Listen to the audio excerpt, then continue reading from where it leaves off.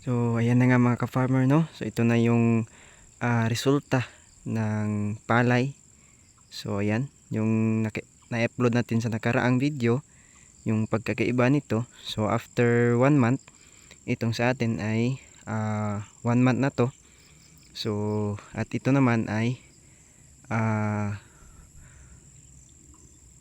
almost 2 months na din.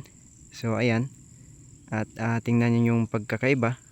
So ayan, at itong isa naman ay a-applyan na to pang top dress.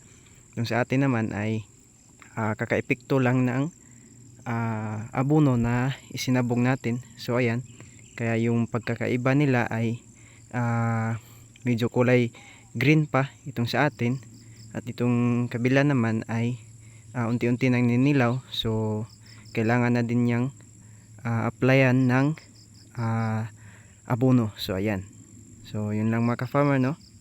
So yan, salamat sa panood. God bless.